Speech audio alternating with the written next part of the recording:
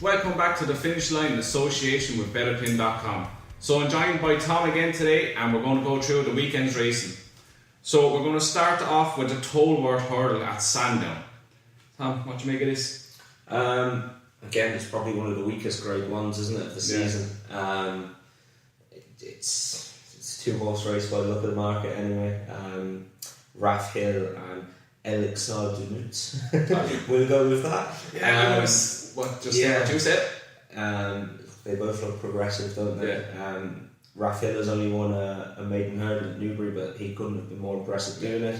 The form of that might be questionable, I think, going forward. It was a good race, but I don't know how many grade 1 horses they're going to come out with. So you're kind of going on reputation. If he's a 140 horse, does he win? Yeah, he probably does. Elixir du Nutz is a 140 horse already according to racing, so is Southfield Stone. For me, it's not a race I'd ever bet in. There's not a lot of form on offer. It's not a very strong race, I don't think. You're going on reputation, really. I mean, if you look at his point-to-point form, it hasn't really worked out too well. Not in the style of the horse that you think that's going to be a grade 1 novice hurdler. You're getting drawn to the jockey and trainer. You're getting very drawn to the jockey and trainer. If I had to have a pick, I think he's probably the most likely winner, but I wouldn't have a bet in the race. I'd go for Elixir du Nutz. Do we? Okay. Yeah. Race he won at Cheltenham. The horse that was second came out one New Year's Day at Cheltenham again, beating a Nicky Henderson trained horse that he's long odds on, and he won it by, what was that, I wrote down, 13 lengths. Never looked like he was going to get back. I'd rather take that form than a maiden hurdle form, because the horse that he beat in the second one, a maiden at Sandown previously, and Nicky Henderson seems to always target that with one of his good horses. Yeah. So through that line, I'd land on him, but it's not a race I'd have a bet on myself either. Yeah. No, I don't think it's a betting race. As you say, Elixir du Nutz has probably the more established form in the book. But then you're going on the reputation of Raf Hill, so it's one against the other, really. Watch your brief, really, see what happens, but it's a weak grade 1. It traditionally is. Yeah, these days. There's been a couple of good winners, and York Hill won it, I remember, but this is especially as well. Yeah, it's an especially weak renewal, I think. Yeah, it's not great at all. So that's enough time on that. That's the solid. Yeah. Next, we're going to go to Naas on Sunday, and Lawlor's of Naas Novice Hurdle, the grade 1. So this is looking to be a very, very, very good race. Yeah. Contrary to Tolworth, this looks like it's a good one. Tornado Flyer third in the champion bumper last year. Won quite impressively in his first start this season. Battle over Doyen again has quite good bumper form, and has looked very good as well in his only victory over hurdles. Those two are quite clear ahead of the market. I looked a bit further just because, again, we're taking a chance with those two, and I landed on Commander of Fleet. He's 10 to 1. I actually thought it'd be a good bit short than that. His last run, he was impressive winner of Land Rover Bumper at the Punchestown Festival, and his last one, he won a maiden hurdle then, and then his last one over hurdles was against, in a race that Quick Grabbin won. Triplicate, I think, is also Joseph O'Brien's was second, and Amaron was third. So that's solid form. You'd be expecting a very good race. Yeah, you'd be expecting all of those to turn up in grade 1s at the end of the year. He wants Berber. He finished fourth that day. He wasn't beaten very far at all, and he stayed on. He got a bit outpaced. He started off over hurdles at 2 mile 4. He came back to 2 miles for that race. He's now stepping back up to 2 mile 4 around Mason, take a little bit of getting. I can see him being banged there. I can't see him being out of the first 3 anyway. And I think he'd really put it up to definitely staying as his game. And he's a 5-year-old, but because he is a 5-year-old and the rest of the 6-year-olds, he's getting £7. So, you know, I mean, it's not like a 3 or a 4-year-old getting £7 and they probably deserve it. He's a 5-year-old established horse He's won his point to point. He's won his bumper. He's won his hurdle, and he's still getting £7. Davey rides him. He's 10-1. Wouldn't put anyone off backing him each way at all. Made a good case for him. I landed on the horse I put up for the horses to follow, Tornado Flyer. It's not a spectacular pick. He's 6-4, but I think this horse could be the real deal. He won his maiden hurdle and he won it as easy as he wanted. It looked a bit of hard work, but all Willie seemed to come on a lot for the first run. And I think we could be seeing something very, very good come Sunday. I could see between Tornado Flyer and Commander Fleet. But I think if the ground is not too bad where it was, I'd say it's not. It's good ground. Good ground. Yeah. If it was softer, Commander Fleet stamina will come in more to play. But I think Tornado Flyer is going to be a bit more speedier for him, and I think he's going to win this and win this impressively. And I hope he goes Supreme because I'm back for Supreme. Yeah, no, there's obviously a great case to be made for him. He's got the jockey buckets are just in there. Yeah, Ruby rides Tornado Flyer, Paul Tanner rides Come To Me, and Noel Feely is on Get A Reason. Interesting enough, he's going over again for the weekend. Yeah, you could make a very good case for his form. Obviously, the champion bumper is very good. He's won in the maiden hurdle impressively. He could go out and win as well, as could Battle Over Diane. Just at the prices, I think they're quite short. Their potential is factored into the prices. If Commander of Fleet hadn't run the last day, I think he'd be up there. He'd be 7-2 kind of thing. Because he ran, but he actually ran better than the result suggests. I think back up to 2 mile 4. I think he's 10-1 each way, especially. He'll be better there. I would expect him to be a lot shorter now, to be honest. Yeah, I backed him yesterday 10-1. Judged on, I thought he'd run, and I thought if he got declared, he'd be about 6-7-1 shot. I'm surprised he's still 10-1. I think he should be the clear third favourite. He should be shorter than no one.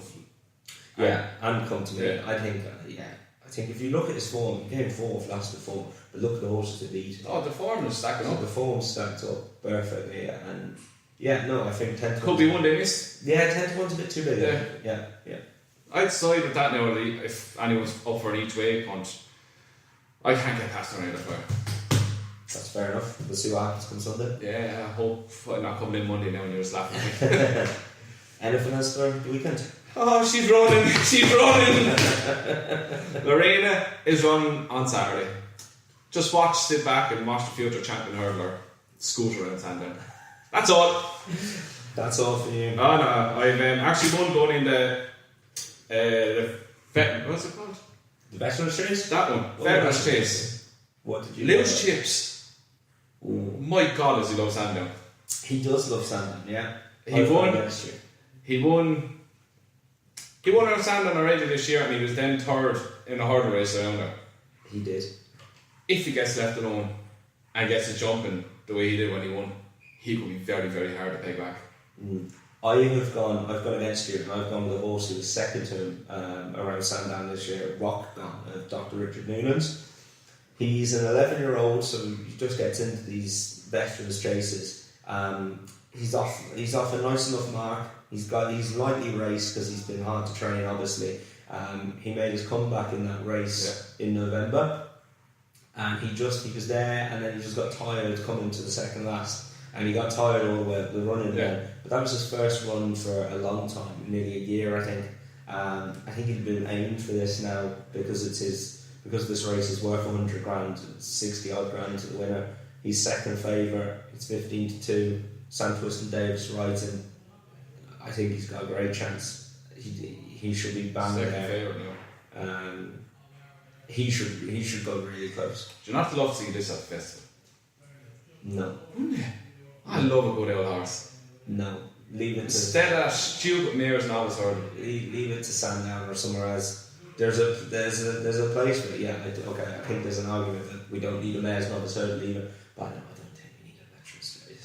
You do. I think it can light up somewhere else without.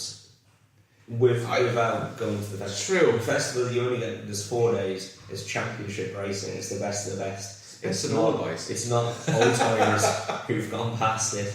I mean, look at that lineup. I mean, if that was that's their best race of the season. If that was at the festival, it's kind of it's a passing. It's better than some of the races. It's a passing race, I think. Yeah, no, it wouldn't be for me, to be honest. They're kind of running at the wrong time. They should be running at the last meeting. Yeah, I think they should have it at what used to be the Whitmer. Yeah. At Sandown. Yeah, I think that would be the right time to have it. Anything else? Anything else? One for tonight, 8 o'clock at Dundalk, Spanish Dawn. Now, don't slaughter me now. I picked this horse out earlier. She was 9-4. Second favourite has come out, so she's now about 5-4. It's very short, I know. Can't really tip her up with 5-4. I heard the word certainty coming up his mouth with Look, I think the second favourite was the only one who put it up to her. She was tried 3 runs ago. She had a hood and a tongue tie on for the first time. She was very keen over a mile 2. She didn't get the best of the runs. She came third that day. They upped it to a mile 4. Again, she was really keen. She bombed out that day.